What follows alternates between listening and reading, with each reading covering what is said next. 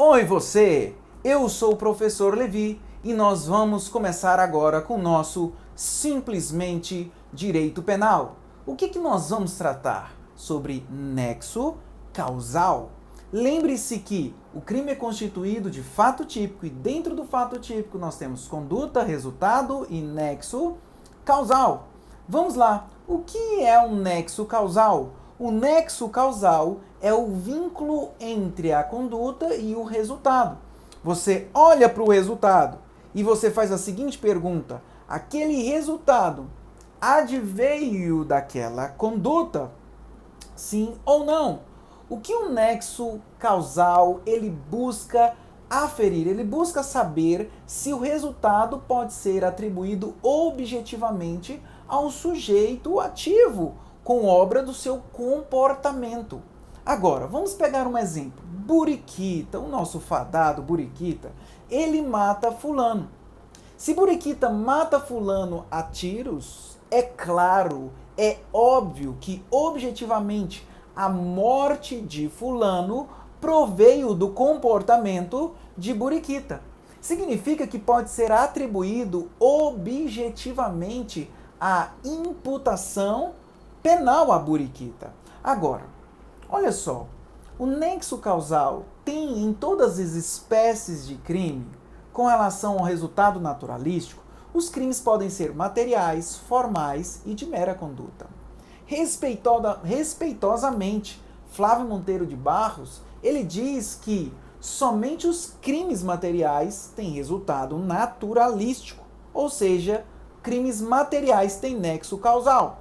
Diferentemente da maioria, que entende que os crimes, tanto materiais, formais e de mera conduta, todos eles têm nexo de causalidade.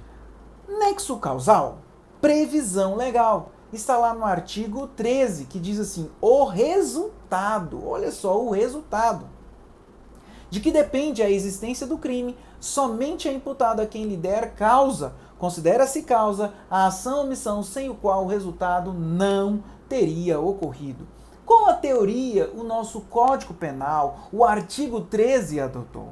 A teoria da causalidade simples, ou também conhecida como condition sine qua non, ou também conhecida como teoria da equivalência dos antecedentes causais.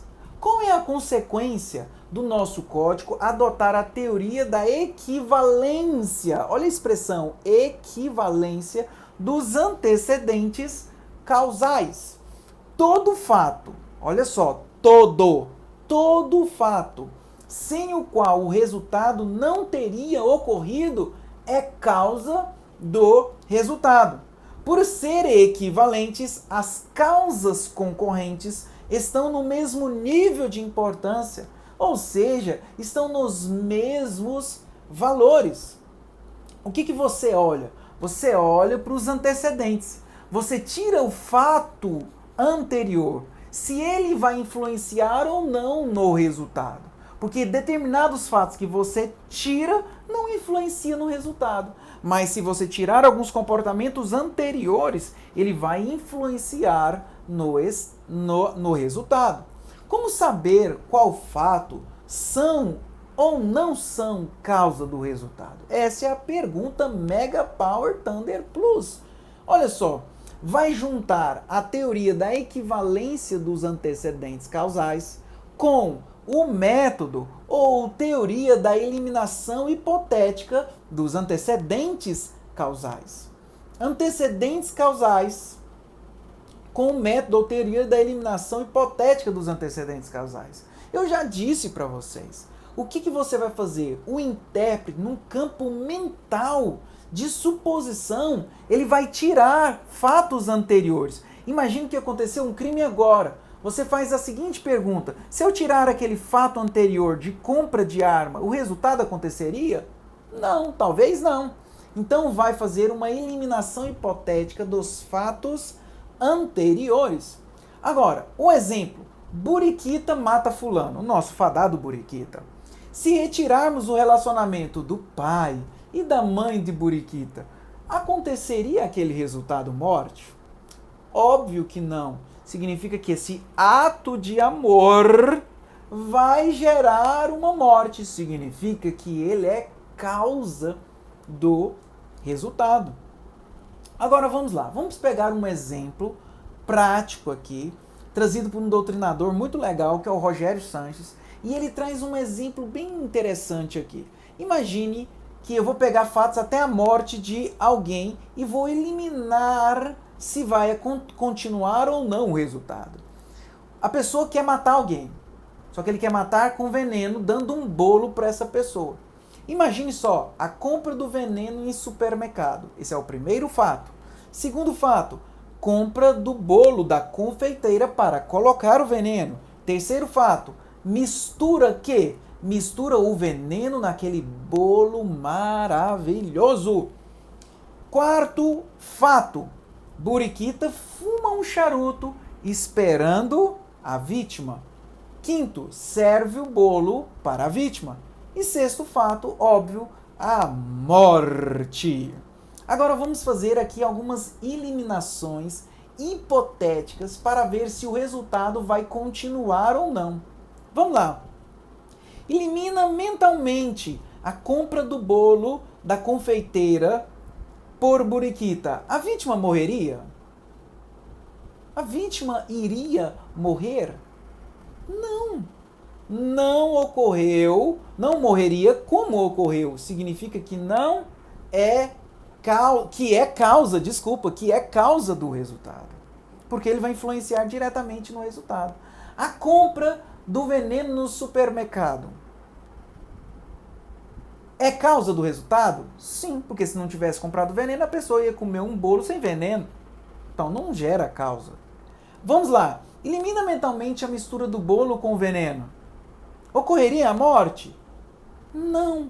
Não ocorreria como ocorreu. Significa que é causa do resultado. Elimina mentalmente o fato de Buriquita fumar o charuto. Fumar o charuto vai influenciar no resultado? Não. Significa que não é causa do resultado. Elimina mentalmente o ato de comer o bolo. A vítima morreria? Não. Então é causa do resultado. Primeira conclusão. Conclusão number one.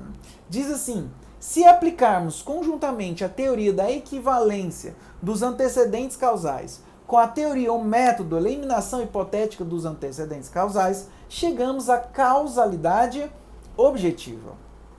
O exemplo que a gente falou comprou num supermercado o veneno, o bolo, colocou veneno e ministrou para alguém comer. Acima foi para identificar quais fatos foram determinantes para chegar ao resultado. Porém, a causalidade objetiva ou simples faz o intérprete regressar ao infinito. Isto que acontece é um regresso ao infinito. Vai chegar a quem, gente?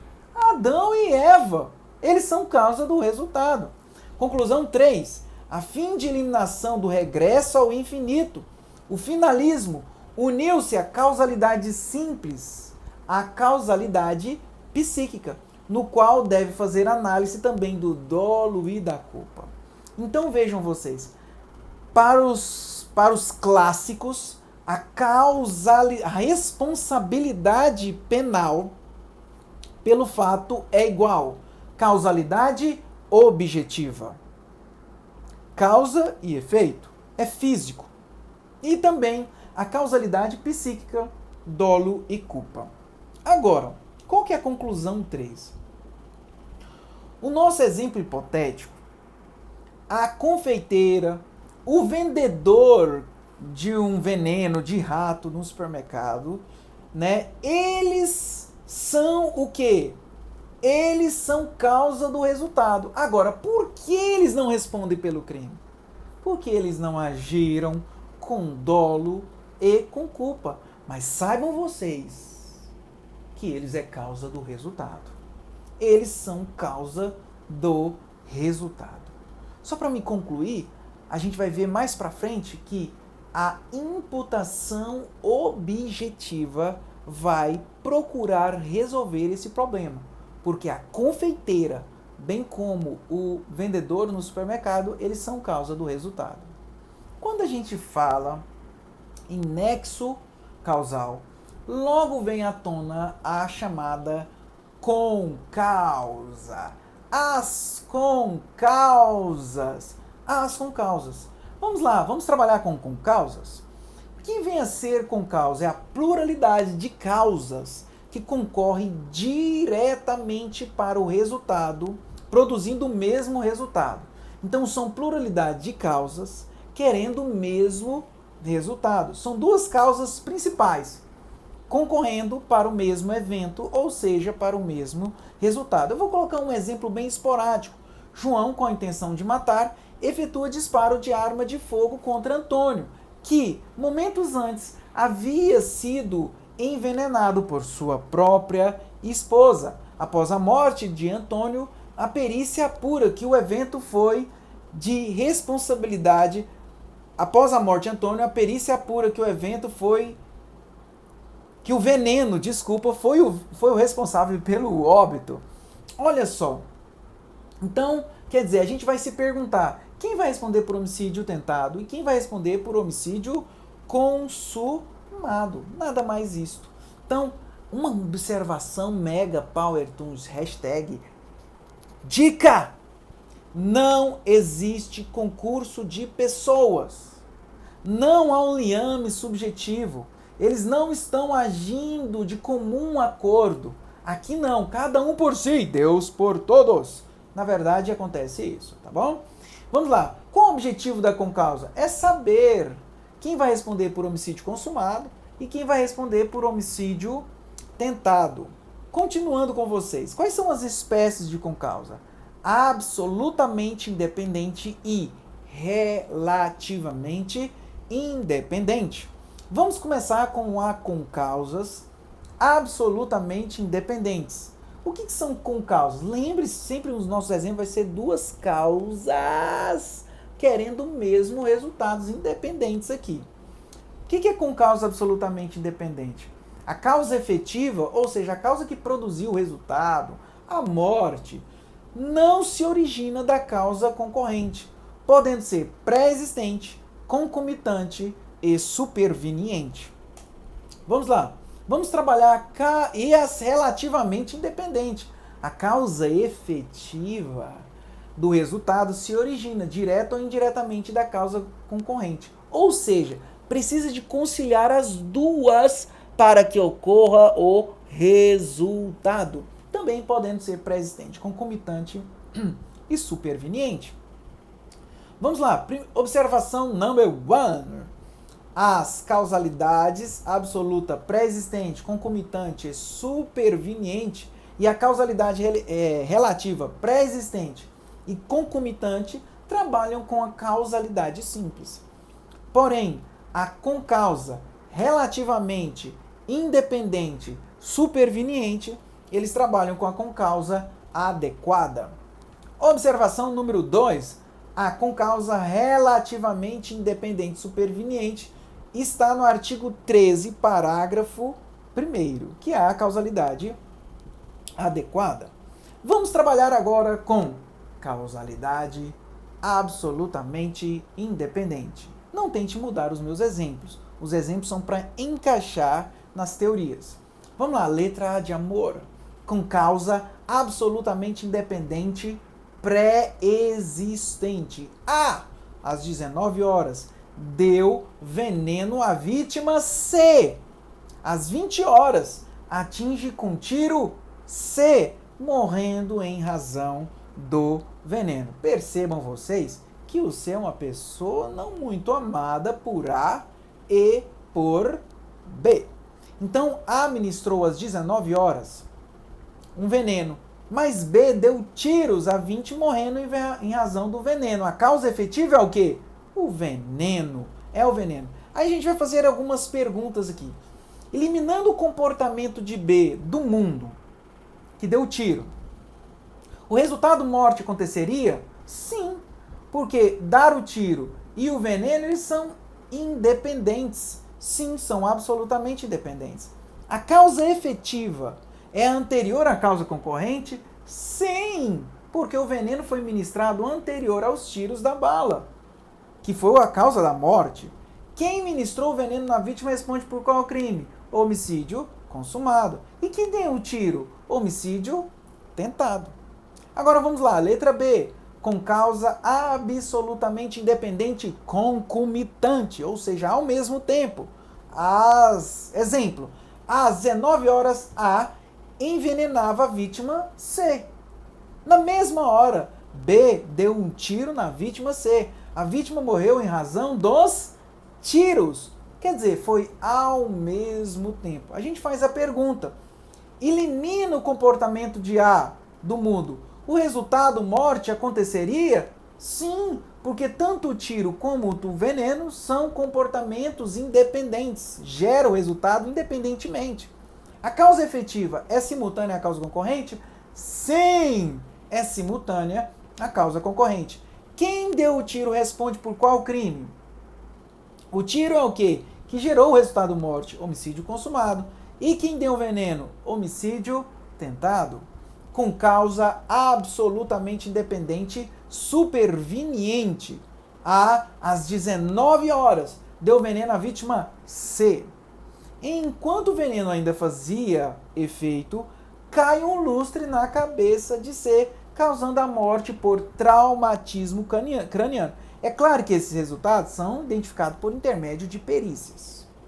Vamos lá. Elimina o comportamento de A do mundo. A morte aconteceria? Sim. Então é absolutamente independente. A causa efetiva é posterior à causa concorrente? Sim. Vamos continuar. Quem deu veneno responde por qual crime? Tentativa de homicídio. Porque não foi o veneno que gerou a morte, mas o lustre. Ah, professor, eu quero punir o lustre. Para com isso, tá bom? Exemplo. Se a concausa é absolutamente independente, não importando a espécie pré-existente, concomitante ou superveniente, a causa concorrente será punida a título de tentativa. Agora vamos mudar um pouquinho, professor. Com causas relativamente independentes. Significa que as causas concorrentes elas têm que se unir para que gere o resultado. Começando com vocês, com causa relativamente independente pré-existente. O exemplo aqui, trazido pela humanidade e também pela galáxia, é o quê? É o exemplo do hemofílico. Ele já tem hemofilia. O que é hemofilia? Ele tem problema de coagulação de sangue. Vamos lá. A deu um golpe de faca para matar B. Hemofílico. Pela natureza da lesão, não geraria a morte da vítima. Entretanto, em razões das dificuldades da hemofilia, ela acaba morrendo. Professor, A deu um golpe em B e a facada pegou de raspão para matar. Mas pegou de raspão, não ia matar ninguém. Mas pelo fato dele ser hemofílico, isso gerou a morte. A primeira causa, eliminando a facada, que é a causa concorrente. A hemofilia por si só provocaria a morte? Não. Ele já era hemofílico e isso não gerou a morte para ele. Não. Então é com causa relativamente independente. A causa efetiva é anterior à causa concorrente? Lembre que a causa concorrente foi a facada. O que é causa efetiva? Foi a hemofilia, porque ele morreu por causa da hemofilia, não foi por causa da facada. Que a facada, em regra, em tese, não mataria ninguém. Vamos continuar. O agente que deu a facada responde por qual crime? Aqui dá problema. Olha, a doutrina clássica respeitosamente entende que que responderá por homicídio consumado. Aquele que deu a facada e que não geraria a morte em tese. Pois, eliminando a facada de A, B morreria. Agora, atenção. Qual que é a atenção?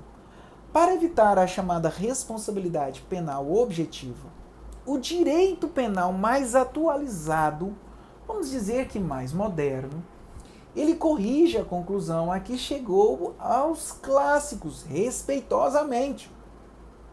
De maneira que somente seria possível imputar o homicídio consumado se a pessoa sabesse, ou soubesse, melhor dizendo, que ele tinha hemofilia. Porque se ele sabe que ele tinha hemofilia, qualquer arranhão, eventualmente, qualquer facada geraria a morte. Se ele sabe da hemofilia, ele responde por homicídio consumado, para essa doutrina moderna. Se ele não sabia da hemofilia, ele responde por tentativa de homicídio. Vamos lá, a letra B de bolo de chocolate. Com causa relativamente independente concomitante. Vamos supor que A vai matar B. A aponta a arma e atira em B, mas não atinge o alvo. B, por sua vez, morre de ataque cardíaco devido à suposta bala. Ô, bala do mal, né? Vamos lá. A causa efetiva, ataque cardíaco, se origina da causa concorrente? Disparo? Não. Logo, as concausas são relativamente independentes. O que eu estou querendo dizer? Precisa de unir as duas para gerar o resultado morte.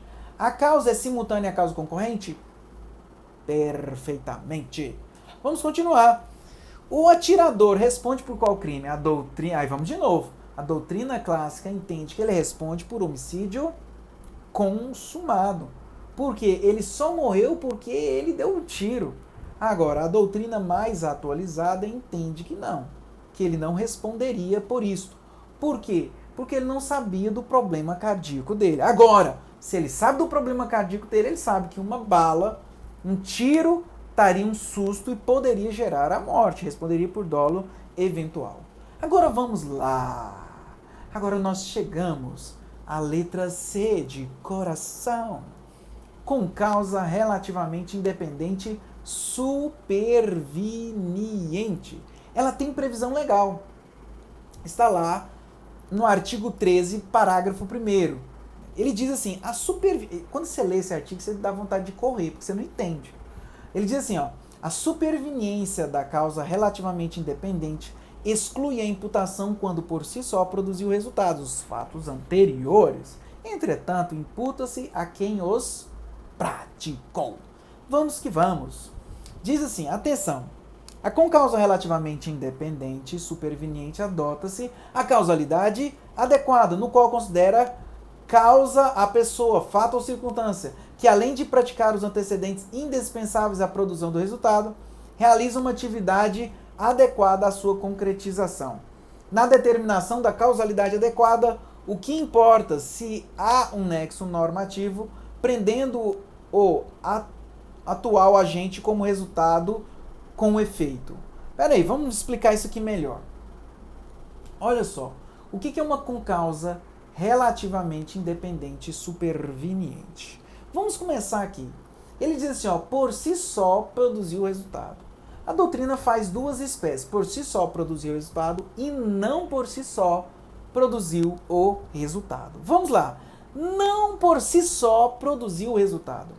A causa efetiva está na linha de desdobramento normal e esperado da causa concorrente. Isso significa que não aplica o artigo 13, parágrafo 1º. Professor, me explique isso melhor. Está diante de um evento previsível. O que significa aí? O que é previsibilidade? É a possibilidade de prever o perigo. Percebemos que há um nexo normal prendendo o atuar do atirador ao resultado morte por erro de médico que socorre a vítima. De acordo com a experiência de vida, é provável que o fato ocorra um resultado dessa índole.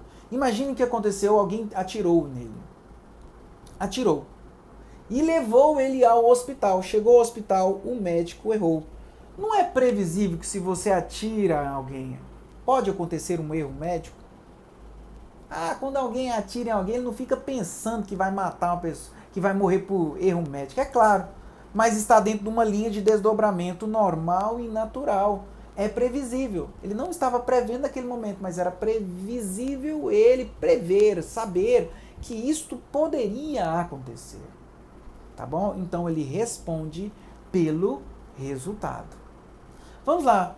Por si só produziu o resultado. A causa efetiva sai da linha de desdobramento normal e esperado da causa concorrente. Está diante de um evento imprevisível, improvável. Não tem possibilidade de acontecer o perigo. Então vamos pegar o exemplo. Beltrano atira para matar fulano. Contudo, durante a espera no hospital, cai o teto. O hospital pega fogo. Acontece algo totalmente esdrúxulo no hospital. Neste caso, não se imputa o resultado morte para o atirador. Por quê? Saiu da linha de desdobramento normal e natural da coisa. Beltrano vai responder por quê? Por tentativa de homicídio. Olha só, exemplo. João é vítima de um tiro de arma de fogo, efetuado por Antônio, que age com a intenção de matar. Ele quer ver a vida aqui de Antônio morta, levando ao hospital. João morre em decorrência de erro médico durante a cirurgia.